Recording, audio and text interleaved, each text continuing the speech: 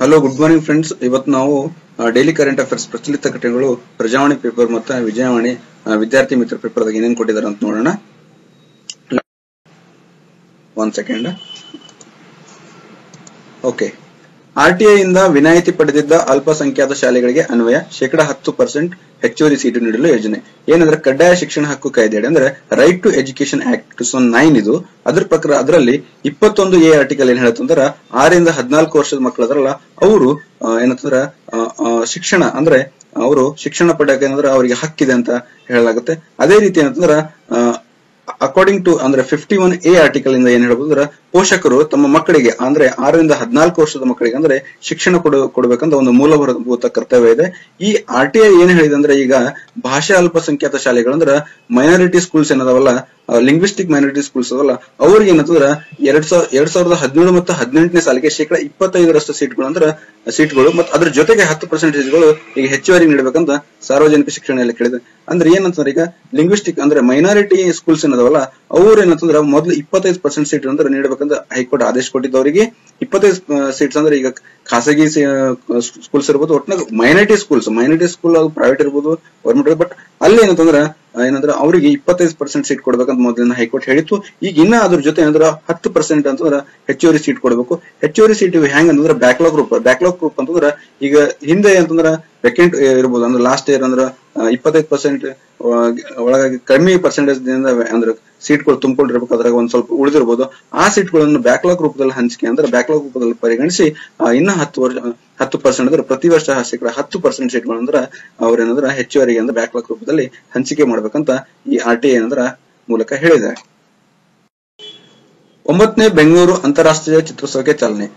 9th Bengaluru international film festival ಏನಂದ್ರೆ ಚಾಲನೆ ಆಗಿದೆ. ಇದು ವಿಧಾನಸೌಧದ ಮುಂದೆ ಆಗಿದೆ ಬೆಂಗಳೂರಲ್ಲಿ. ಇದು ಯಾರಂದ್ರೆ ಮುಖ್ಯಮಂತ್ರಿ ಸಿದ್ದರಾಮಯ್ಯ ಅವರು ಚಾಲನೆ ಮಾಡಿದ್ರು. ಇದು ಯಾರು ಆರ್ಗನೈಸ್ ಮಾಡ್ತಾರ ಅಂತಂದ್ರ ಕರ್ನಾಟಕ ಚಲನಚಿತ್ರ academy for government of Karnataka, supported by Karnataka film chamber of ಅಂದ್ರೆ ಕರ್ನಾಟಕ ವಾಣಿಜ್ಯ ವಾರ್ತಾ ಇಲಾಖೆ ಮತ್ತೆ ಯಾರಂದ್ರೆ ಕರ್ನಾಟಕ ಚಲನಚಿತ್ರ ಅಕಾಡೆಮಿ ಇವರು ಏನಂದ್ರ ಆರ್ಗನೈಸ್ ಮಾಡ್ತಾರ with support of Karnataka film chamber ಅಂದ್ರೆ ಕರ್ನಾಟಕ ವಾಣಿಜ್ಯ ವಾರ್ತಾ ಇಲಾಖೆ ಅವರ ಸಪೋರ್ಟ್ ಇಂದ. ಇದು ಅಂದ್ರೆ ಫೆಬ್ರವರಿ 2 ರಿಂದ ಫೆಬ್ರವರಿ 9 ನಡೀತಾ ಇದೆ. ಇಲ್ಲಿ 2 ಕಡೆ ಸ್ಕ್ರೀನಿಂಗ್ ಮಾಡಲಾಗ್ತದೆ ಚಿತ್ರಗಳು. ಯಾವ ಅಂದ್ರ ಬೆಂಗಳೂರು ಮತ್ತು ಮೈಸೂರು ಕಡೆ ಏನಂತಂದ್ರ 2 ಕಡೆ 2 ಸಿಟಿ ಒಳಗೆ ಅಂದ್ರ ಫಿಲ್ಮ್ ಅಂದ್ರೆ ಚಿತ್ರಗಳೇನಂದ್ರ ಪ್ರದರ್ಶಿಸಲಾಗುತ್ತದೆ. 3 ತಿಂಗಳಲ್ಲಿ 47 ಈ ಆಸ್ಪತ್ರೆಗಳು ಜಾರಿ ಚಿಕಿತ್ಸೆಗೆ ಹೊಸ ದಾರಿ. ಏನಂತಂದ್ರಪ್ಪ ಇದು ಈ ಆಸ್ಪತ್ರೆ ಸಾಫ್ಟ್ವೇರ್ ನ ಬಿಲ್ಡ್ ಮಾಡ್ತಾರೆ. ಅಂದ್ರೆ ಈ ಆಸ್ಪತ್ರೆಗಳು ಏನಂದ್ರ ಈ ಜಾರಿಗೆ ತರ್ತಿದಾರ. ಏನಕ್ಕಂತಂದ್ರೆ ಇದು ಈಗ ನೀವು ನಿಮಗೆ ಒಂದು ಚಿಕಿತ್ಸೆ ಅಥವಾ ನೀವು ಆರೋಗ್ಯ ತಪ್ಪಿದಾಗ ನೀವು ಪ್ರಾಥಮಿಕ ಹಂತದ ತೃತೀಯ ಹಂತದವರೆಗೆ ಚಿಕಿತ್ಸೆ ಪಡಿತಿದ್ರೆ. ಸೊ ಪ್ರಾಥಮಿಕ ಹಂತದಲ್ಲಿ ನೀವು ಚಿಕಿತ್ಸೆ ಪಡಬೇಕಾದ್ರೆ ನಿಮಗೆ ಯಾವ ಡಾಕ್ಟರ್ ನಿಮ್ಗೆ ಕನ್ಸಲ್ಟೇಷನ್ ಮಾಡಿದಾರ ಮತ್ತೆ ಯಾವ ಡಾಕ್ಟರ್ ನಿಮಗೆ ಯಾವ ಟ್ಯಾಬ್ಲೆಟ್ಸ್ ಕೊಟ್ಟಿದಾರ ಅನ್ನೋದ ಎಲ್ಲಾ ಮಾಹಿತಿಯಿಂದ ನಿಮ್ಗೆ ಏನಂದ್ರ ಜಸ್ಟ್ ಚೀಟಿ ಮೇಲೆ ಬಂದಿರ್ತದೆ. ಬಟ್ ಅದೇನ್ ಮಾಡ್ತೀರಿ, ನೀವು ಹೋದ್ಮ್ಯಾಗ ನೀವು ಮನೆಗೆ ಹೋಗ್ತೀರಿ ಅಥವಾ ಚೀಟಿ ಕಳೆದೋಗಿರ್ತು ಅಥವಾ ನಿಮ್ಗೆ ಏನಾಗಿದೆ ಅನ್ನೋದ ಆ ಡಾಕ್ಟರ್ ಮಾತ್ರ ನಿಮ್ಗೆ ಒಂದು ನಿಮಗೆ ನಿಮ್ಮ ಆರೋಗ್ಯ ತಪ್ಪಿದಾಗ ನಿಮ್ಗೆ ಅದ್ರ ಪರಿಗಣಿಸಿ ಕೊಟ್ಟಿರ್ತಾನೆ. ಅದೇ ರೀತಿ ನೀವು ನೆಕ್ಸ್ಟ್ ನಿಮ್ಗೆ ಆ ಆರೋಗ್ಯ ನಿಮಗೆ ಸುಧಾರಣೆ ಆಗ್ಲಿಲ್ಲಪ್ಪ ಆ ಒಂದು ಚಿಕಿತ್ಸೆ ನಂತರ ನೀವು ನೆಕ್ಸ್ಟ್ ಅಂದ್ರೆ ದ್ವಿತೀಯ ಹಂತಕ್ಕೂ ಹೋಗ್ಬೋದು ಅಥವಾ ತೃತೀಯ ಹಂತಕ್ಕೂ ನೀವು ಹೋಗಿರ್ತೀರಿ, ಅಥವಾ ಬೇರೆ ಡಾಕ್ಟರ್ ಅಥವಾ ಜಿಲ್ಲೆ ಆಸ್ಪತ್ರೆ ಹೋಗ್ಬೋದು ಅಥವಾ ತಾಲೂಕು ಆಸ್ಪತ್ರೆಯಲ್ಲಿ ನೀವು ಹೋಗಿರ್ತೀರಿ. ಅವಾಗ ಏನಾಗುತ್ತೆ, ಅಲ್ಲಿ ಒಬ್ಬರು ಬೇರೆ ಡಾಕ್ಟರ್ ನಿಮಗೆ ಅಂದ್ರೆ ಚೆಕ್ಅಪ್ ಮಾಡ್ತಾರೆ. ಅವಾಗ ಅಂದ್ರೆ ನಿಮಗೆ ಹಿಂದಿನ ಮಾಹಿತಿಯನ್ನ ಗೊತ್ತಿರಂಗಿಲ್ಲ, ಹಿಂದಿನ ಯಾರು ಡಾಕ್ಟರ್ ಚೆಕ್ ಮಾಡಿದಾರ, ಏನ್ ಟ್ಯಾಬ್ಲೆಟ್ಸ್ ಕೊಟ್ಟಿರೋದ ನಿಮ್ಗೊಂದ ಕರೆಕ್ಟ್ ಆಗಿ ಮಾಹಿತಿ ಇರಂಗಿಲ್ಲ.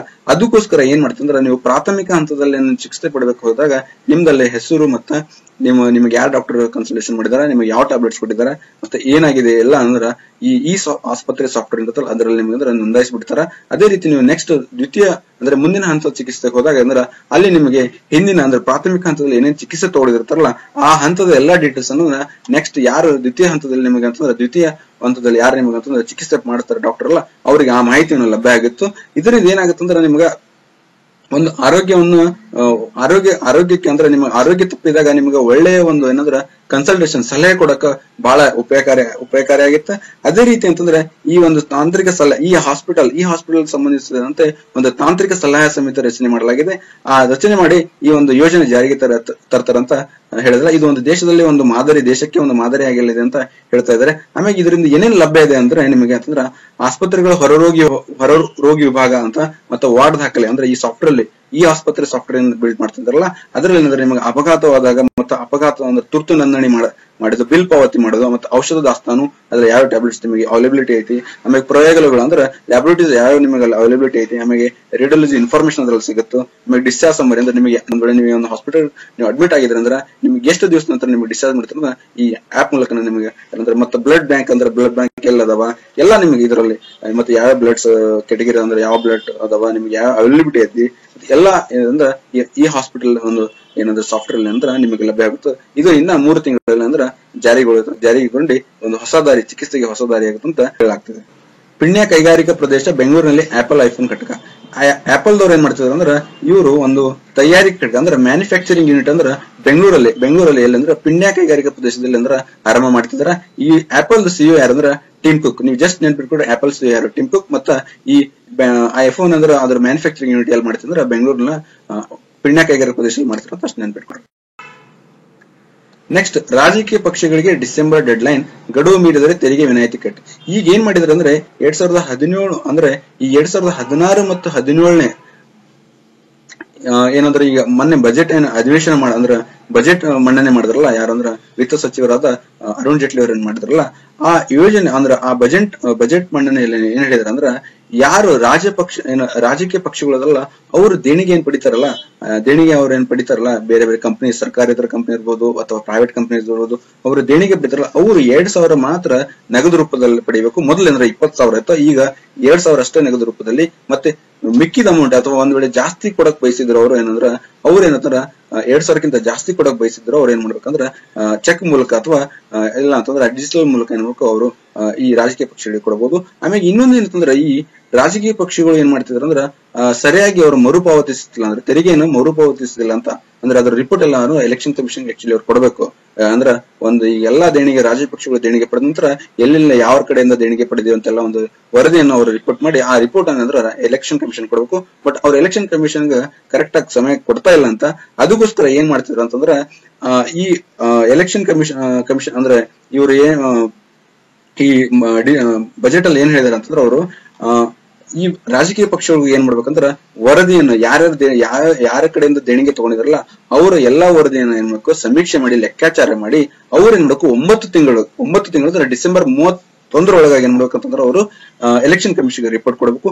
ಒಂದ್ ವೇಳೆ ಅವರು ಕೊಡ್ಲಿಲ್ಲ ಅಂತಂದ್ರ ಅವ್ರಿಗೆ ಮೊದಲು ನೋಟಿಸ್ ಕೊಟ್ಟಿ ಆಮೇಲೆ ಏನ್ ಮಾಡ್ತಾರೆ ವಿನಾಯಿತಿ ಅಂದ್ರೆ ಈ ದೇಣಿಗೆ ಏನ್ ಪಡೆದು ಇರುತ್ತಲ್ಲ ಅದು ಟ್ಯಾಕ್ಸ್ ಫ್ರೀ ಆಗಿ ಕೊಟ್ಟಿರ್ತಾರ ಅದು ಏನಂತಾರ ಜಾರಿ ಮಾಡ್ತಾರೆ ರದ್ದುಗೊಳಿಸ್ತಾರ. ನಿಮಗೆ ಟ್ಯಾಕ್ಸ್ ಕಟ್ಟಂಗಿಲ್ಲ, ಟ್ಯಾಕ್ಸ್ ಕಟ್ಟಬೇಕಾಗತ್ತೆ ಅಷ್ಟ. ಸೊ ಆತರ ಏನಂತಾರ ಮಾಡ್ತಿದಾರ. ಇದರಿಂದ ಏನಾಗುತ್ತಂದ್ರ ಬ್ಲಾಕ್ ಮನಿ ಅನ್ನೋದ ನಾವು ಏನ್ ಮಾಡ್ಬೋದು ಅಂತಂದ್ರ ಅದು ನಿಲ್ಸ್ಬೋದು, ಅದರಿಂದ ಬ್ಲಾಕ್ ಮನಿ ಯುಟಿಲೈಸೇಷನ್ ನಿಲ್ಸ್ಬೋದು. ಆಹಾರ ನಾಗರಿಕ ಸರಬರಾಜು ಮತ್ತು ಗ್ರಾಹಕ ವ್ಯವಹಾರಗಳ ಇಲಾಖೆ ರೀಸೆಂಟ್ ಆಗಿ ಏನ್ ಮಾಡಿದ್ರೆ ಕಡು ಬಡವರಿಗೆ ಮತ್ತು BPL ಕಾರ್ಡ್ದವರಿಗೆ ಈ ಇಲಾಖೆ ಏನ್ ಮಾಡ್ತಾರೆ ಆಹಾರ ನಾಗರಿಕ ಸರಬರಾಜು ಮತ್ತು ಗ್ರಾಹಕ ವ್ಯವಹಾರಗಳ ಇಲಾಖೆ ಏನ್ ಮಾಡಿದ್ರು ಅಂತಂದ್ರ ಅವರು ಬೇಳೆಕಾಳು ಯಾವ ಅಂದ್ರ ತೊಗರಿ ಮತ್ತು ಹೆಸರು ಬೇಳೆಗೆ ಅಂದ್ರೆ ತೊಗರಿಗೆ ಏನಂದ್ರೆ 40 ರೂಪಾಯಿ ಕೆಜಿ 40 ರೂಪಾಯಿ ಕೆಜಿಗೆ ಮತ್ತು ಹೆಸರು ಅಂತಂದ್ರ 33 ರೂಪಾಯಿ ಕೆಜಿಗೆ ಅಂತಂದ್ರ ಏನ್ ಮಾಡಿದ್ರ ಅದ್ರ ಬೆಲೆ ಕಡಿಮೆ ಮಾಡಿ ಅಂದ್ರ ವಿತರಿಸಲಕ್ಕ ಏನಂದ್ರ ಅವ್ರ ಏನಂದ್ರೆ ಜಾರಿಗೆ ತಂದಿರು. ಅದೇ ರೀತಿ ಏನ್ ಮಾಡಿದ್ರು ಅಂತಂದ್ರೆ ಅವರಿಗೆ ಆಹಾರ ಇಲಾಖೆಯಲ್ಲಿ ಸ್ವಲ್ಪ ಸುಧಾರಣೆ ಬಂದ್ರೆ ಗಣಕೀಕರಣ ಅಂತಂದ್ರೆ ಕಂಪ್ಯೂಟರೈಸ್ ಮಾಡಕ ಆಮೇಲೆ ಹೊಸ ಒಂದು ಸುಧಾರಣೆಗಳನ್ನ ತರಕ ಏನಂದ್ರ ಅವರು ಆ ವ್ಯವಸ್ಥೆಯನ್ನು ಜಾರಿ ಮಾಡ್ತಿದ್ರ. ಆ ಜಾರಿ ಮಾಡಿದಗೋಸ್ಕರ ಈ ತಿಂಗಳಲ್ಲಿ ಈ ಫೆಬ್ರವರಿ 1ರಲ್ಲಿ ಏನಂದ್ರ ಅವರಿಗೆ ಆಹಾರ ವಿತರಣೆ ಮಾಡಕ್ ಏನಂದ್ರ ಲೇಟ್ ಆಗುತ್ತೆ ಅಂತ ಹೇಳತ್ತಾರ. ಅದೇ ರೀತಿ ಅಂದ್ರ ಈ ಫೆಬ್ರವರಿ 10ನೇ ತಾರೀಕು ಒಳಗ ಅಂದ್ರ ಪಡಿತರ ಚೀಟಿಗಳಿಗೆ ಯಾರ್ಯಾರ ಕಡೆ ಇಲ್ಲಲ್ಲ ಅವ್ರಿಗೆ ಏನಂತಾರ ಲಭ್ಯ ಮಾಡ್ತಾರಂತ. ಅದೇ ರೀತಿ ಏನಂದ್ರ ಈ ಹೆಸರು ಕಾಳುಗಳಲ್ಲಿ ಏನಂದ್ರ ಈ ಅಮೌಂಟ್ ಅಂದ್ರ ರೇಟ್ ಎಲ್ಲ ಚೇಂಜ್ ಮಾಡಿದ್ರಲ್ಲ ಅದೇ ರೀತಿ ಅಂತಂದ್ರ ಈ ಅಕ್ಕಿದ ಏನಂತಂದ್ರ 5 ಕೆಜಿ ಅಂದ್ರ ಪ್ರತಿ ಸದಸ್ಯರಿಗೆ ಅಂದ್ರ ಯಾರ BPL ಕಾರ್ಡ್ ಐತಲ್ಲ ಅವ್ರಿಗೆ ಅಂತಂದ್ರ ಪ್ರತಿ ಸದಸ್ಯರಿಗೆ BPL ಕಾರ್ಡ್ ಒಂದು BPL ಕಾರ್ಡ್ ಅಂದ್ರ ಅವ್ರಿಗೆ ಏನಂದ್ರ 5 ಕೆಜಿ ಏನಂದ್ರ ಅಕ್ಕಿ ಕೊಡ್ತಾರಂತ. ಮತ್ತೆ 35 ಕೆಜಿ ಅಂದ್ರ ಅಂತ್ಯೋದಯ ಕಾರ್ಡ್ ಅವ್ರಿಗೆ ಕೊಡ್ತಾರಂತ. ಇದು ಉಚಿತವಾಗಿ ಕೊಡ್ತಾರಂತ. ಅದೇ ರೀತಿ ತಾಳೆ ಎಣ್ಣೆ ಅಥವಾ ಸೂರ್ಯಕಾಂತಿ ಎಣ್ಣೆ ಅಂದ್ರೆ 3 ಜಿಲ್ಲೆಗೆ ಮಾತ್ರ ಇದು ಅನ್ವಯಿಸಿದಾರಂತ. ಸದ್ಯಕ್ಕೆ ಇದೇನಂತಂದ್ರ ಪ್ರತಿ ಕಾಡಿಗೆ ಅಂದ್ರೆ 1 ಲೀಟರ್ ಕೊಡ್ತಾರ. 1 ಲೀಟರ್ ಏನ್ ರೇಟ್ ಅಂದ್ರ 25 ರೂಪಾಯಿಗೆ ಹೋಗ 1 ಲೀಟರ್ ಮತ್ತೆ 40 ರೂಪಾಯಿಗೆ 1 ಲೀಟರ್. ಸೊ 25 ರೂಪಾಯಿ ಅಂದ್ರೆ ತಾಳೆ ಎಣ್ಣೆ ಮತ್ತೆ ಸೂರ್ಯಕಾಂತಿ ಎಣ್ಣೆ ಅಂದ್ರೆ 40 ರೂಪಾಯಿ 1 ಲೀಟರ್ ಕೊಡ್ತಾರಂತ. ಅದೇ ರೀತಿ ಸಕ್ಕರೆ ಅಂತಂದ್ರ 1 ಕೆಜಿ ಪ್ರತಿ ಕಾಡಿಗೆ 1 ಕೆಜಿ ಮತ್ತ ಅದ್ರ ರೇಟ್ ಅಂದ್ರೆ 15 ರೂಪಾಯಿ ಪ್ರತಿ ಕೆಜಿಗೆ. ಉಪ್ಪು ಅಂತಂದ್ರ 1 ಕೆಜಿ ಪ್ರತಿ ಕಾಡಿಗೆ ಮತ್ತೆ 2 ರೂಪಾಯಿ ಅಂತಂದ್ರ ಪ್ರತಿ ಕೆಜಿಗೆ ಅಂತ. ಬೇಳೆಕಾಳು ಅಂದ್ರೆ 1 ಕೆಜಿ ಪ್ರತಿ ಕಾಡಿಗೆ ಅದೇ ರೀತಿ 30 ರೂಪಾಯಿ ಪ್ರತಿ ಕೆಜಿಗೆ. ಅದೇ ಸೀಮೆ ಎಣ್ಣೆ ಅಂದ್ರೆ 3 ಲೀಟರ್ ಪ್ರತಿ ಅನಿಲ ರಹಿತ ಕಾಡಿಗೆ ಅಂದ್ರೆ ಪ್ರತಿ ಅನಿಲ ರಹಿತ ಕಾಡಿಗೆ ಅಂತಂದ್ರ LPG ಗ್ಯಾಸ್ ಅಂದ್ರೆ ಸಿಲಿಂಡರ್ ಯಾರ ಕಡೆ ಇರಂಗಿಲ್ಲ ಅವ್ರಿಗೆ ಏನಂತಂದ್ರ ಈ ಟ್ರಸ್ಟ್ ಕೊಡ್ತಾರ ಸೀಮೆ ಎಣ್ಣೆ. ಅದೇನಂದ್ರೆ 25 ರೂಪಾಯಿಗ ಪ್ರತಿ ಲೀಟರ್ ಅಂತ. ಆರ್ಥಿಕ ಸಮೀಕ್ಷಾ ವರದಿ BBMP ಕಳಪೆ ಸಾಧನೆ, ತೆರಿಗೆ ಸಂಗ್ರಹದಲ್ಲಿ ಮುಂದೆ, ಸೇವೆಯಲ್ಲಿ ಹಿಂದೆ. ಈಗ 2016 ಮತ್ತು 2017 ಸಾಲಿನ ಆರ್ಥಿಕ ಸಮೀಕ್ಷೆ ವರದಿ ಬಿಟ್ಟಿದಾರ. ಅದರಲ್ಲಿ ಏನಂದ್ರ BBMP ಏನಂತಂದ್ರ ಅದು ಏನೋ ಕರೆಕ್ಟ್ ಆಗಿ ಅಂದ್ರೆ ಟೈಮಿಗೆ ತೆರಿಗೆ ಸಂಗ್ರಹಣೆ ಮಾಡ್ತಾ ಇಲ್ಲ ಅಂತ, ತುಂಬಾ ಮಂದದಲ್ಲಿದೆ ಅಂತ. ಅದೇ ಮತ್ತೆ ಸೇವೆಯನ್ನು ಬಹಳ ಹಿಂದೆ, ಸೇವೆಯಲ್ಲೂ ಬಹಳ ಇಲ್ಲ ಅಂತ ಅದಕ್ಕೊಂದು ರ್ಯಾಂಕಿಂಗ್ ಕೊಟ್ಟಿದ್ದಾರೆ. ಇಲ್ಲಿ ಈ ಚಿತ್ರದ ಕೊಟ್ಟಿದ್ದೀನಿ ನೋಡ್ರಿ. ಇದು ಏನ್ ಹೇಳತ್ತಂದ್ರೆ ಈ ಅಂಕಿಅಂಶ ಏನಾಯ್ತು ಅಂದ್ರೆ ಇಲ್ಲಿ ಟೋಟಲ್ ನಮ್ಮ ನಗರದಲ್ಲಿ ಅಂತಂದ್ರ 19.8 ಲಕ್ಷ ಆಸ್ತಿಗಳ ಸಂಖ್ಯೆ ಐತಂತ. ಅದರಲ್ಲಿ 10 ಲಕ್ಷ ಆಸ್ತಿಗಳ ಸಂಖ್ಯೆ ಅಷ್ಟೇ ತೆರಿಗೆ ಪಾವತಿಯಾಗಿದೆ ಅಂತ. ಅದರಿಂದ ಎಷ್ಟಂದ್ರ 1900 ಕೋಟಿ ಅಂದ್ರ ಸಂಗ್ರಹವಾಗಿತ್ತಂತ. ಯಾವಾಗ 10 ಲಕ್ಷ ಆಗಿದೆ 1900 ಕೋಟಿ ಅಷ್ಟೇ ಸಂಗ್ರಹವಾಗಿದೆ ಅಂದ್ರ ಇವ್ರೇನಂದ್ರ ಈ BBMP ಕಡೆ ಸರಿಯಾದ ಟೈಮ್ ಅಲ್ಲಿ ಅಂದ್ರೆ ಅವ್ರು ಸಂಗ್ರಹಣೆ ಮಾಡ್ತಾ ಇಲ್ಲ. ಈ ಸಂಗ್ರಹಣೆ ಮಾಡ್ತಾ ಇಲ್ಲ ಅಂದ್ರೆ ತೆರಿಗೆ ಸಂಗ್ರಹಣೆ ಮಾಡ್ತಿಲ್ಲ, ಅವರಿಗೆ ನಗರ ಅಭಿವೃದ್ಧಿ ಮಾಡಕ್ ದುಡ್ಡು ಇರಂಗಿಲ್ಲ, ಅದು ಮತ್ತೆ ಮೂಲ ಸೌಕರ್ಯ ಹೆಚ್ಚಿಗೆ ಮಾಡಕ್ ಅವರಿಗೆ ದುಡ್ಡು ಇರಂಗಿಲ್ಲ. ಅದರಿಂದ ಏನಂತಾರ ಅವರು ಸೇವೆಯಲ್ಲೂ ಬಹಳ ಹಿಂದೆ ಉಳಿದಾರೆ. ಅದು ಎಷ್ಟನೇ ರ್ಯಾಂಕ್ ಅಂದ್ರೆ ಅವರು 11ನೇ ರ್ಯಾಂಕ್ ಅಲ್ಲಿ ಇದಾರೆ ಸೇವೆಯಲ್ಲಿ ಶ್ರೇಯಾಂಕ. ಮತ್ತೆ ಪಾರದರ್ಶಕತೆ ಶ್ರೇಯಾಂಕದಲ್ಲಿ ಅವರು 8ನೇ ರ್ಯಾಂಕ್ ಅದಾರ. ಪಾರದರ್ಶಕತೆ ಅಂತಂದ್ರೆ ಟ್ರಾನ್ಸ್ಪರೆನ್ಸಿ ಅಂದ್ರೆ ನೀವು ಅವ್ರೇನು ಕೆಲಸ ಕಾರ್ಯಗಳನ್ನ ಏನು ಜಾರಿಗೊಳಿಸ್ತಾರಲ್ಲ, ಅದ್ರ ಕಾರ್ಯನಿರ್ವಹಿಸ್ತಾರ, ಅದರಲ್ಲಿ ಪಾರದರ್ಶಕತೆ ಏನಂದ್ರ 8ನೇ ರ್ಯಾಂಕ್ ಅಲ್ಲಿ ಇದೆ ಅಂತ ಬೆಂಗಳೂರು ಅಂತ ಹೇಳ್ತಿದ್ದಾರೆ. BBMP ಅಂದ್ರೆ ಬೃಹತ್ ಬೆಂಗಳೂರು ಮಹಾನಗರ ಪಾಲಿಕೆ. ಇಷ್ಟು ಸೇವೆಯಲ್ಲಿ ಶ್ರೇಯಾಂಕ ಮತ್ತು ಪಾರದರ್ಶಕ ಶ್ರೇಯಾಂಕ ಇಷ್ಟು ಹಿಂದುಳಿದಿದ್ರು ಈ ಒಂದು ಸಮಿತಿಯ ಅಂದ್ರೆ BBMP ತೆರಿಗೆ ಮತ್ತು ಆರ್ಥಿಕ ಸ್ಥಾಯಿ ಸಮಿತಿಯ ಅಧ್ಯಕ್ಷರ MP ಗುಣಶೇಖರ್ ಅವ್ರು ಏನ್ ಹೇಳ್ತಿರ್ತಾರ, ಈ ಆಸ್ತಿ ತೆರಿಗೆ ಸಂಗ್ರಹದಲ್ಲಿ ಏನಂದ್ರೆ ಸಾಧನಗಳು ಏನು ಯೂಸ್ ಮಾಡ್ತಾರ ಅದು ಕಳಪೆ ಆಗಿಲ್ಲ, ಮತ್ತೆ ಅದೇನಂದ್ರೆ ಕರೆಕ್ಟ್ ಆಗಿ ಲೆಕ್ಕಾಚಾರ ಮಾಡ್ಲಿಲ್ಲ, ಇವ್ರು ಕ್ರಮ ತಗೊಂಡಿಲ್ಲ ಅಂತ ಅವರು ಆರೋಪ ಮಾಡಿದ್ದಾರೆ. ಮಾತೃ ಪೂರ್ಣ ಯೋಜನೆ ಏಪ್ರಿಲ್ 1ರಿಂದ. ಉಮಾಶ್ರೀ ಅವರು ಮಹಿಳಾ ಮತ್ತು ಮಕ್ಕಳ ಕಲ್ಯಾಣ ಸಚಿವರಾಗಿದ್ದಾರೆ. ಅವರೇನಂತರ ಏಪ್ರಿಲ್ 1ರಿಂದ ಮಾತೃಪೂರ್ಣ ಯೋಜನೆಯನ್ನ ಜಾರಿಗೊಳಿಸಲಾಗಿದ್ದಾರೆ. ಮಾತೃಪೂರ್ಣ ಯೋಜನೆ ಅಂದ್ರ ಈ ಗರ್ಭಿಣಿಯರು ಅದರ ಗರ್ಭಿಣಿಯರು ಏನಂದ್ರ ಅವರಿಗೆ ಒಳ್ಳೆಯ ಪೌಷ್ಟಿಕಾಂಶ ಆಹಾರವನ್ನು ದೊರೆತಿಲ್ಲ. ಆ ದೊರೆತಿಲ್ಲ ಕಾರಣ ಏನಾಗುತ್ತೆ, ಅವ್ರಿಗೆ ಏನಾಗ್ತಾರ ಮಕ್ಕಳು ಹುಟ್ಟುವ ಮಕ್ಕಳು ಏನಾಗ್ತಾರ ಮರಣ ಹೊಂದಿತಾರ, ಶಿಶುಗಳಲ್ಲಿ ಅವರಿಗೆ ನ್ಯೂನತೆಯನ್ನು ಕಾಣಿಸ್ಕೊಳ್ತಾವ. ಈ ಪ್ರಮಾಣವನ್ನು ಕಡಿಮೆ ಮಾಡಿಗೋಸ್ಕರ ಅವ್ರು ಏನ್ ಮಾಡ್ತಾರ, ಗರ್ಭಿಣಿ ಮತ್ತು ಬಾಣಂತಿಯರಿಗೆ ಏನಂದ್ರ ರಕ್ತಹೀನತೆ ತಡೆಗಟ್ಟಗೋಸ್ಕರ, ಆಮೇಲೆ ಕಡಿಮೆ ತೂಕದ ಮಕ್ಕಳ ಜನ ಪ್ರಮಾಣ ನಿಂದಿಸ್ಲಕ್ಕೆ ಏನ್ ಮಾಡ್ತಾರ ಅಂತ ಅವರು ಪೌಷ್ಟಿಕಾಂಶ ಆಹಾರ ಕೊಡತಾರ. ಅವು ಏನೇನಂದ್ರ ಮೊಟ್ಟೆ, ಮೊಳಕೆ ಕಾಳು, ಅನ್ನ, ಶೇಂಗಾ, ಚಿಕ್ಕಿ, ಕಬ್ಬಿನಾಂಶ ಈ ತರ ಮಾತ್ರೆ ಮತ್ತೆ ಕಬ್ಬಿನಾಂಶಗಳ ಮಾತ್ರೆ ಏನಂದ್ರ ನೀಡಲಾಗುತ್ತಂತ ಈ ಯೋಜನೆ ಪ್ರಕಾರ ಹೇಳ್ತಾ ಇದಾರ. ಅದೇ ರೀತಿ ಏನಂದ್ರ ಅವರು ಯಾವಾಗ ಗರ್ಭಿಣಿ ಅಂತ ಗೊತ್ತಾಗುತ್ತಲ್ಲ ಅವತ್ತಿಂದ ಮತ್ತೆ ಹೆರಿಗೆ ಆಗುವ ಟೈಮ್ ವರೆಗೆ ಏನಂದ್ರ 6 ತಿಂಗಳವರೆಗೆ ಅಂದ್ರೆ ಈ ಯೋಜನೆಯನ್ನು ಒಳಪಡಿಸ್ತಾರ. ಇದು ಏನಂದ್ರೆ ಅಂಗನವಾಡಿ ಕೇಂದ್ರಗಳಲ್ಲಿ ಸ್ಥಾಪಿಸಿದಾರ. ಅಂಗನವಾಡಿ ಕೇಂದ್ರಗಳಿಗೆ ಹೋಗಿ ಗರ್ಭಿಣಿ ಮತ್ತು ಹೆರಿಗೆ ಇರೋರು ಮತ್ತು ಹೆರಿಗೆ ಆದ್ಮೇಲೆ ಮತ್ತು ಬಾಣಂತಿಯರು ಏನ್ ಮಾಡ್ಬೋದು ಅಂದ್ರ ಈ ಪೌಷ್ಟಿಕಾಂಶವನ್ನು ಸ್ವೀಕರಿಸಲಿಕ್ಕೂ ಮಧ್ಯಾಹ್ನ 12 ರಿಂದ 3 ಗಂಟೆ ಒಳಗಾಗಿ ಎಲ್ಲಂದ್ರೆ ಅಂಗನವಾಡಿ ಕೇಂದ್ರಗಳಿಗೆ ಹೋಗಿ ಸ್ವೀಕರಣೆ ಮಾಡಬಹುದು. ಇದರಿಂದ ನಾವು ಏನ್ ಮಾಡಬಹುದು ಅಂದ್ರೆ ಶಿಶುಗಳ ಮರಣ ಅಂದ್ರೆ ಪ್ರಮಾಣ ಕಡಿಮೆ ಮಾಡಬಹುದು ಅಂತ ಹೇಳ್ತಾ ಇದಾರ. ಅದೇ ರೀತಿ ಅಂದ್ರೆ ಇದು ಈಗ ಪ್ರಾಯೋಗಿಕವಾಗಿ ಅಂತಂದ್ರೆ ಮಾತೃಪೂರ್ಣ ಯೋಜನೆ ಎಲ್ಲ ಅಂತಂದ್ರೆ ರಾಯಚೂರು ಜಿಲ್ಲೆದಾಗ ಆಗೈತಿ, ಚಾಲನೆ ಮಾಡಿದ್ದಾರೆ, ಮತ್ತೆ ಮೈಸೂರು ಜಿಲ್ಲೆದಲ್ಲಿ ಆಗೈತಿ. ಅದೇ ರೀತಿ ಅಂತಂದ್ರೆ ಬಾಗಲಕೋಟೆ ಜಿಲ್ಲೆ ಜಮಖಂಡಿ ತಾಲೂಕಿನಲ್ಲಿ ಇದು ಪ್ರಾಯೋಗಿಕವಾಗಿ ಮಾತೃಪೂರ್ಣ ಯೋಜನೆ ಅಂದ್ರೆ ಕೈಗೊಳ್ಳಲಾಗಿದೆ. ಕ್ರೀಡಾ ಹಬ್ಬಕ್ಕೆ ಹುಬ್ಬಳ್ಳಿ ಧಾರವಾಡ ಅವಳಿ ನಗರ ಸಜ್ಜು. ಬೆಂಗಳೂರಿನಲ್ಲಿ 2 ಕ್ರೀಡೆ, ಹೊಸ ದೂರ ಹೊಸ ಎತ್ತರದ ತುಡಿತ. ಈಗ ನಮ್ಮ ರಾಜ್ಯದಲ್ಲಿ ಒಲಿಂಪಿಕ್ಸ್ ನಡೀತಾ ಇದೆ, ಸ್ಟೇಟ್ ಒಲಿಂಪಿಕ್ಸ್. ಇದು ಹುಬ್ಬಳ್ಳಿ ಧಾರವಾಡದಲ್ಲಿ ನಡೀತಾ ಇದೆ. ಟೋಟಲ್ ಎಷ್ಟಂದ್ರೆ 24 ಕ್ರೀಡಾ ಸ್ಪರ್ಧೆಗಳು ಅದಾವ. ಅದರಲ್ಲಿ 18 ಸ್ಪರ್ಧೆಗಳು ಧಾರವಾಡದಲ್ಲಿ ನಡೀತಾ ಇದಾವ, ಇನ್ನು 4 ಸ್ಪರ್ಧೆಗಳು ಹುಬ್ಬಳ್ಳಿಯಲ್ಲಿ, ಮತ್ತೆ ರೈಫಲ್ ಶೂಟಿಂಗ್ ಮತ್ತು ಲಾನ್ ಟೆನಿಸ್ ಅಂದ್ರೆ ಬೆಂಗಳೂರಲ್ಲಿ ನಡೀತಾ ಇದಾವ. ಆಮೇಲೆ ಈ ಒಲಿಂಪಿಕ್ಸ್ ನಲ್ಲಿ ಅಂದ್ರೆ ಟ್ರಯಾಥ್ಲಾನ್ ಸ್ಪರ್ಧೆ ಅಂತ ಐತಿ. ಟ್ರಯಾಥ್ಲಾನ್ ಸ್ಪರ್ಧೆ ಏನಂದ್ರ ರೇಸಿಂಗ್, ಇದು ಸೈಕ್ಲಿಂಗ್, ಆಮೇಲೆ ಸ್ವಿಮ್ಮಿಂಗ್, ಆಮೇಲೆ ಅಂದ್ರ ಜಾಗಿಂಗ್, ಈ ರನ್ನಿಂಗ್ ಅಂತ ಹೇಳ್ಬೋದು. ಇವು 3 ಸ್ಪರ್ಧೆಗಳು ಅದಾವಲ್ಲ, ಈ ಸ್ಪರ್ಧೆಗಳು ಅಂದ್ರೆ ಕೈ ಬಿಡಲಾಗಿದೆ ಅಂತ. ಅದೇ ರೀತಿ ಈ ಹುಬ್ಬಳ್ಳಿ ಧಾರವಾಡದಾಗ ಏನ್ ನಡೆಯತ್ತಲ್ಲ ಇದು ಒಲಿಂಪಿಕ್ಸ್, ಇದು ರಾಜ್ಯದ ಒಲಿಂಪಿಕ್ಸ್. ಇದು ಅಂದ್ರೆ ರಾಜ್ಯದ 3ನೇ ಒಲಿಂಪಿಕ್ಸ್ ಅಂತ ಅಧಿಕೃತವಾಗಿ ಮಾಹಿತಿ ಸಿಕ್ಕೈತಿ. ಅದೇ ರೀತಿ ಫಸ್ಟ್ ಅಂತಂದ್ರೆ ಬೆಳಗಾವಿದಾಗ ಆಗಿತ್ತು ಅಂತ ಮೊದಲ ಒಲಿಂಪಿಕ್ಸ್. ಆಮೇಲೆ ಎರಡನೇದೆಲ್ಲ ಅಂತಂದ್ರೆ 1986ರಲ್ಲಿ ಬಾಗಲಕೋಟೆದಲ್ಲಿ ಆಗಿತ್ತಂತ. ಮತ್ತೆ 2007 ಮತ್ತೆ 2008ರಲ್ಲಿ ಮಂಡ್ಯ, ಮೈಸೂರು, ಬೆಂಗಳೂರಲ್ಲಿ ಒಲಿಂಪಿಕ್ಸ್ ನಡೆದವಂತ. ಮತ್ತೆ ಇದು ನಮ್ಮ ಹುಬ್ಬಳ್ಳಿ ಧಾರವಾಡದಾಗ ಏನಾದ್ರು ನಡೆಯತ್ತದಲ್ಲ ಅದೇನಂದ್ರ 3ನೇ ರಾಜ್ಯ ಒಲಿಂಪಿಕ್ಸ್ ಅದಂತ ಅಧಿಕೃತವಾಗಿ ಮಾಹಿತಿ ಹೇಳಿದ್ದಾರೆ ಅಧಿಕಾರಿಗಳು. ವನಿತೆಯರ ತಂಡ ರೋಯಿಂಗ್ ಕರ್ನಾಟಕಕ್ಕೆ ಚಿನ್ನ. ಮಧ್ಯಪ್ರದೇಶ ಭೋಪಾಲ್ದಾಗ ಏನಂದ್ರೆ 35ನೇ ರಾಷ್ಟ್ರೀಯ ಸೀನಿಯರ್ ರೋಯಿಂಗ್ ಚಾಂಪಿಯನ್ಶಿಪ್ ನಡೀತು. ಅಲ್ಲಿ ಅಂದ್ರೆ ನಮ್ಮ ಕರ್ನಾಟಕದ ವನಿತರು ಅಂದ್ರೆ ಚಿನ್ನದ ಸಾಧನೆ ಮಾಡಿದ್ದಾರೆ. ಇದು ಅಂದ್ರೆ ಯಾವ ವಿಭಾಗದಲ್ಲಿ ಅಂದ್ರೆ 500 ಮೀಟರ್ಸ್ ಕಾರ್ಕ್ಲೆಸ್ ಫಾರ್ ಸ್ಪ್ರಿಂಟ್ ವಿಭಾಗದಲ್ಲಿ ಏನ್ ಮಾಡಿದಾರ, ಎಸ್ ಸ್ನೇಹ, ಆಮೇಲೆ CP CP ಜ್ಯೋತಿ, TK ಕೀರ್ತನ ಮತ್ತು ದೀಪಾ ಮಹಾರಾಜ್ ಇವ್ರೇನಂದ್ರ ಈ ನಮ್ಮ ಕರ್ನಾಟಕ ರಾಜ್ಯದಿಂದ ಹೋಗಿದ್ರು. ಇವ್ರೇಂದ್ರ ಮೊದಲ ಸ್ಥಾನ ಗಳಿಸಿ ಚಿನ್ನದ ಪದಕವನ್ನು ಗೆದ್ದಿದ್ದಾರೆ. ನಮ್ಮ ಕರ್ನಾಟಕಕ್ಕೆ ಏನಂದ್ರ ಚಿನ್ನದ ಪದಕವನ್ನು ತಂದು ಕೊಟ್ಟಿದ್ದಾರೆ. ಯಾವ್ದಂದ್ರ ರೋಯಿಂಗ್. ಇಲ್ಲಿ ನೋಡಿದ್ರೆ ಇದು ರೋಯಿಂಗ್, ಇದರ ನೋಡ್ರಿ ಚಿತ್ರ ಗೊತ್ತಾಗುತ್ತೆ. ಅದೇ ರೀತಿ 2000 ಮೀಟರ್ಸ್ ಚಿನ್ನದ ಒಂದು ಸಾಧನೆ ಮಾಡಿದ್ದಾರೆ. ಅದೇ ರೀತಿ ಪುರುಷರ ವಿಭಾಗದಲ್ಲಿ ತರುಣ್ ಅಂತ ಅಂದ್ರೆ ತರುಣ್ ಕೃಷ್ಣ ಪ್ರಸಾದ್ ಅವರಿಗೆ ಚಿನ್ನ ದೊರಕಿದೆ ಪುರುಷರ ವಿಭಾಗದಲ್ಲಿ. ಯಾವುದು ರೋಯಿಂಗ್ ದಲ್ಲಿ. 20ನೇ ರಾಷ್ಟ್ರೀಯ ಪ್ರಶಸ್ತಿ ಸ್ನೂಕರ್ ಪಂಕಜ್ ಚಾಂಪಿಯನ್. ಪಂಕಜ್ ಅಡ್ವಾಣಿ ಅವರ ಒಂದು ಪುಣೆದಲ್ಲಿ ಏನಂದ್ರ ಏನ ನಡೀತು ಅಂದ್ರೆ ಅಲ್ಲಿ 29ನೇ ರಾಷ್ಟ್ರೀಯ ಪ್ರಶಸ್ತಿ ಸ್ನೂಕರ್ ನಡೀತು. ಅದರಲ್ಲಿ ಅವರು ವಿಜೇತ ಆಗಿದ್ದಾರೆ. ಅವ್ರು ಯಾರು ವಿರುದ್ಧ ಅಂದ್ರೆ ರೈಲ್ವೆ ತಂಡದ ಪಾಂಡುರಂಗೆ ಅವರ ವಿರುದ್ಧ ಗೆದ್ರು. ಇವರು 29ನೇ ರಾಷ್ಟ್ರೀಯ ಪ್ರಶಸ್ತಿಯನ್ನ ಪಂಕಜ್ ಅಡ್ವಾಣಿ ಅವರಿಗೆ ದೊರೆತಿದೆ. ಅದೇ ರೀತಿ ಇವರು ಅಂದ್ರೆ ಬಿಲಿಯರ್ಡ್ಸ್ ಮತ್ತು 6 ರೆಡ್ ಸ್ನೂಕರ್ ಮತ್ತು 15 ರೆಡ್ ಸ್ಪೂನರ್ ಅಲ್ಲಿ ಇವರು ಪ್ರಶಸ್ತಿ ಗೆದ್ದಿದ್ದಾರೆ. ಇವರು ಭಾರತದಲ್ಲಿ ತುಂಬಾ ಒಂದು ಅತ್ಯಂತ ದೊಡ್ಡ ಸಾಧನೆ ಮಾಡಿದ್ದಾರೆ. ಮತ್ತೆ ಅವರು ಭಾರತದ ಏಕೈಕ ಆಟಗಾರ ಅಂತ ಅದಕ್ಕೆ ಭಾಜನರಾಗಿದ್ದಾರೆ. ICC ಪ್ರಕಟ ICC ರ್ಯಾಂಕಿಂಗ್ ಕೊಹ್ಲಿಗೆ ಅಗ್ರಸ್ಥಾನ. ಭಾರತ ತಂಡದ ನಾಯಕ ವಿರಾಟ್ ಕೊಹ್ಲಿ ಅವರು ಏನಂದ್ರ ICC ಅವರು ಏನ್ ಮಾಡಿದ್ರೆ ರ್ಯಾಂಕಿಂಗ್ ಕೊಟ್ಟಿದ್ದಾರೆ. ಯಾವ್ದಾದ್ರು ಟೆಸ್ಟ್, ಒನ್ ಡೇ ಮತ್ತು ಬ್ಯಾಟ್ಸ್ಮನ್ ಗಳಲ್ಲಿ ವುಮೆನ್ ಗಳಲ್ಲಿ ಈ ತರ ಎಲ್ಲ ರ್ಯಾಂಕಿಂಗ್ ಕೊಟ್ಟಿದ್ದಾರೆ. ಅದರಲ್ಲಿ T20 ಅಂದ್ರೆ ಬ್ಯಾಟ್ಸ್ಮನ್ ದಾಗ ಅಂದ್ರೆ ವಿರಾಟ್ ಕೊಹ್ಲಿ ಅವರು ಅಗ್ರಸ್ಥಾನ ಗಳಿಸಿದ್ದಾರೆ. ಅದೇ ರೀತಿ ಅಂತಂದ್ರೆ ತಂಡಗಳ ಪಟ್ಟಿಯಲ್ಲಿ ಅಂತಂದ್ರೆ ಭಾರತದಿಂದ 2ನೇ ಸ್ಥಾನ. ಫಸ್ಟ್ ತಂಡಗಳ ಪಟ್ಟಿಯಲ್ಲಿ ಫಸ್ಟ್ ಅಗ್ರಸ್ಥಾನ ಅಂದ್ರೆ ಅಗ್ರಸ್ಥಾನ ಯಾರಿಗೆ ಹೋಗ್ತಾರ ನ್ಯೂಜಿಲೆಂಡ್ ಹೋಗೈತೆ. ರುಸ್ತುಮ್ ಒಂದು ವಿಮಾನ ಪರೀಕ್ಷಾರ್ಥ ಹಾರಾಟ. ರುಸ್ತುಮ್ ಅಂದ್ರೆ ಒಂದು ವಿಮಾನ ಮತ್ತ ಪರೀಕ್ಷಾರ್ಥ ಮಾಡಲಾಗಿದೆ. ಅದು ಮಾನವರಹಿತ ಯುದ್ಧ ಮತ್ತು ಇದು ಒಂದು ಭಾರತದ ಗಡಿಯಾಚು ಬೇಹುಗಾರಿಕೆ ನಡೆಸಲು ಇದು ಒಂದು ವಿಶೇಷವಾದ ರೂಪಿಸಲಾದ ಸ್ವದೇಶಿ ನಿರ್ಮಿತ ಮಾನವರಹಿತ ಯುದ್ಧ ಅಂದ್ರೆ ಅನ್ಮ್ಯಾನ್ಡ್ ಏರ್ ವೆಹಿಕಲ್ ಇದು.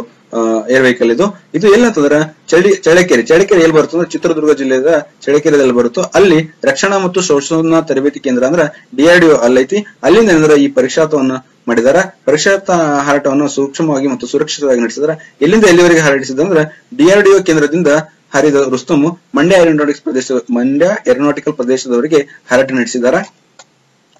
ಮತ್ತೆ ಇದು ಯಾವ್ದಕ್ಕೆ ಹೆಲ್ಪ್ ಆಗುತ್ತೆ ಅಂದ್ರೆ ಗಡಿಯಾಚೆ ವಿಶೇಷವಾಗಿ ಅಂದ್ರೆ ಪಾಕ್ ಉಗ್ರರ ಮ್ಯಾಗ ಏನಂದ್ರ ಪತ್ತೆ ಹಚ್ಚಾಕ ಅಂದ್ರ ಭೂ ವಾಯು ನೌಕಾಪಡೆಗಳಂದ್ರ ಸಚಿತ್ರ ಮಾಹಿತಿ ಅಂದ್ರೆ ಇದು ಏನಂತ ಸಾಮರ್ಥ್ಯ ಹೊಂದೈತಿ. ಯಾವುದು ರುಸ್ತುಮ್ ಒಂದು ಯುದ್ಧ ವಿಮಾನ ಅಂದ್ರ ಮಾಹಿತಿ ಕೊಡುತ್ತಿದ್ದು ಎಲ್ಲೆಲ್ಲ ಭೂ ವಾಯು ನೌಕಾಪಡೆಗಳಿಗೆ ಒಂದು ಮಾಹಿತಿ ರವಾನಿಸಲು ತುಂಬಾ ಒಂದು ಹೆಲ್ಪ್ ಮಾಡುತ್ತೆ. ಮತ್ತೆ ಇದು ಭಾರತೀಯ ಸೇನೆಗೆ ಒಂದು ಬಲ ತುಂಬ ತರ ಐತಿ ಅಂತ ಹೇಳ್ತಾರ. ಆಮೇಲೆ ರುಸ್ತುಮ್ ಒಂದು ಪರೀಕ್ಷಾರ್ಥ ಹಾರಾಟ ಅಂದ್ರ ಫಸ್ಟ್ ಹೊಸೂರಿನ ತನೇಜ ಎಲ್ಲಿ ಬರುತ್ತೆ ಅಂದ್ರೆ ಇದು ಬೆಂಗಳೂರು ಹತ್ರ ಬರುತ್ತು. ಅಲ್ಲಿ ವಾಯುನೆಲೆಯಲ್ಲಿ ಅಂದ್ರೆ 2009 ಏನಂದ್ರ ಮೊದಲ ಪ್ರಯೋಗ ನಡೀತಂತ. ಈಗ ಈ ಚಳ್ಳಕೆರೆದ ನಡೆಸಿದ್ದೇನಂದ್ರ 16ನೇ ಪ್ರಯೋಗ ಐತಂತ ಇದು ಹೇಳತ್ತಾರ. ಆಮೇಲೆ ಇದು ಇನ್ನೊಂದ್ ಏನಂತಂದ್ರೆ ಇದ್ರ ಸ್ಪೆಷಾಲಿಟಿ ಏನಂದ್ರ ಈ ರುಸ್ತುಮ್ ಒಂದು ವಿಮಾನ ಯುದ್ಧ ಮತ್ತು ಅನ್ಮ್ಯಾನ್ಡ್ ವೆಹಿಕಲ್ ಅಂದ್ರೆ ಮಾನವರಹಿತ ಯುದ್ಧ ವಿಮಾನ ಏನೈತಲ್ಲ ಇದು ಶತ್ರು ಪಡೆಗಳ ನಿಖರ ಮಾಹಿತಿ ಅಂದ್ರೆ ಈ ಸರ್ಜಿಕಲ್ ಸ್ಟ್ರೈಕ್ ಅಂದ್ರೆ ನಿರ್ದಿಷ್ಟ ದಾಳಿ ಮಾಡ್ಬೇಕಾದ್ರೆ ಇದು ಹೆಲ್ಪ್ ಮಾಡುತ್ತೆ. ಅಲ್ಲಿ ಅಂದ್ರೆ ನಿಖರ ಮಾಹಿತಿಯನ್ನು ಕಲೆ ಹಾಕಿ ಏನಂತ ಭಾರತೀಯ ಸೇನೆಗೆ ರವಾನಿಸ್ತದ. ಮತ್ತೆ ಇದು ಇದ್ರದ್ದು ಇನ್ನೊಂದು ಸ್ಪೆಷಾಲಿಟಿ ಏನಂದ್ರ ಇದು ಮಾನವರಹಿತ ಹಾರಾಟ ಐತಿ. ಅದಕ್ಕೋಸ್ಕರ ನಿರ್ದಿಷ್ಟ ದಾಳಿ ಅಥವಾ ಸರ್ಜಿಕಲ್ ಸ್ಟ್ರೈಕ್ ಮಾಡ್ಬೇಕಾದ್ರೆ ಅಲ್ಲಿಂದ ಒಂದು ಬೇಹುಗಾರಿಕೆ ವಿಶೇಷಣೆ ಮಾಡಿ ಅಲ್ಲಿಂದ ಮಾಹಿತಿ ರವಾನೆ ಮಾಡುತ್ತಾ. ಅದೇ ರೀತಿ ಅಂತಂದ್ರ ನಿಮಗೆ ಒಂದ್ ವೇಳೆ ಅಲ್ಲಿಂದ ವಾಯುಪಡೆ ಅಂದ್ರೆ ವೈರಿ ಪಡೆ ಏನಾದ್ರು ನಿಮಗೆ ದಾಳಿ ಮಾಡಿದಾಗ ಇದ್ರ ಮ್ಯಾಗ ಏನು ಪ್ರಾಣ ಹಾನಿ ಆಗಲ್ಲ. ಯಾಕಂದ್ರ ಈ ಮಾನವರಹಿತ ಯುದ್ಧ ವಿಮಾನ ಐತಿ. ಅದಕ್ಕೋಸ್ಕರ ಮಾನವರ ಮ್ಯಾಗ ಏನಂದ್ರ ಅಲ್ಲಿ ಮಾನವ ಇಲ್ಲಗೋಸ್ಕರ ಅಲ್ಲಿ ಯಾವುದೇ ಒಂದು ಹಾನಿ ಆಗಿಲ್ಲ. ಹಾನಿ ಆದ್ರೂ ಅದಕ್ಕಂದ್ರ ಈ ವಿಮಾನಗಾಗಬೇಕಷ್ಟೇ. ಸೊ ಈಗ ಸದ್ಯಕ್ಕೆ ಏನಂತಂದ್ರ ಈ ವಿಮಾನ ಯುದ್ಧ ಅಂದ್ರೆ ಮಾನವರಹಿತ ವಿಮಾನ ಯುದ್ಧ ಏನು ಸರ್ಜಿಕಲ್ ಸ್ಟ್ರೈಕ್ ಮಾಡಕ ಹೆಲ್ಪ್ ಆಗುತ್ತಂತ ಹೇಳತ್ತಾರೆ. ಈ ರುಸ್ತುಮ್ ಒಂದು ವಿಶೇಷತೆ ಏನಂದ್ರ ಇದೊಂದು ಸ್ವಯಂ ಚಾಲಿತ ಟೇಕ್ ಆಫ್ ಐತಿ ಮತ್ತೆ ಲ್ಯಾಂಡಿಂಗ್ ವ್ಯವಸ್ಥೆ ಐತಿ. ಆಮೇಲೆ ಇದು ಸ್ವದೇಶಿ ನಿರ್ಮಿತ ಮತ್ತು ಮಾನವರಹಿತ ಅನ್ಮ್ಯಾನ್ಡ್ ಏರ್ ವೆಹಿಕಲ್ ಐತಿ. ಅದೇ ರೀತಿ ಇದು ರುಸ್ತುಮ್ ವಿಮಾನದ ಉದ್ದ ಎಷ್ಟು ಅಂದ್ರ 5.12 ಮೀಟರ್ ಐತಿ. ಎತ್ತರ ಎಷ್ಟೈತಂದ್ರ 2.40 ಐತಿ. ತೂಕ ಎಷ್ಟೈತೆ 720 ಐತಿ. ಅದೇ ರೀತಿ 95 kg ಭಾರ ಐತಿ. ಭಾರ ಹೊರುವ ಸಾಮರ್ಥ್ಯ ಐತಿ ಇದು. ಅದೇ ರೀತಿ 1 ಗಂಟೆಗೆ ಎಷ್ಟಂದ್ರ 150 ಕಿಲೋಮೀಟರ್ ವೇಗದಲ್ಲಿ ಇದು ಹೋಗುತ್ತಂತ. ಅದೇ ರೀತಿ ರೇಂಜ್ ಎಷ್ಟು ಐತಿ ಇರೋದಂದ್ರ 250 ಕಿಲೋಮೀಟರ್ ರೇಂಜ್ ಐತಿ. ಅದೇ ರೀತಿ 350 ಕಿಲೋಮೀಟರ್ ವರೆಗೆ ಮಾಹಿತಿ ರವಾನೆ ಮಾಡತ್ತ ಅಂತ ಇದು ರುಸ್ತುಮ್ದು ಒಂದು ವಿಮಾನ ಯುದ್ಧದ ಏನಂದ್ರ ವಿಶೇಷತೆ. Thank you so much. ನೀವ್ ಏನ್ ಮಾಡ್ಬೇಕಂದ್ರ ಲೈಕ್ ಮಾಡ್ಬೇಕು, ಶೇರ್ ಮಾಡ್ಬೇಕು, ಸಬ್ಸ್ಕ್ರೈಬ್ ಮಾಡ್ಬೇಕು. Okay, thank you so much. Thank you.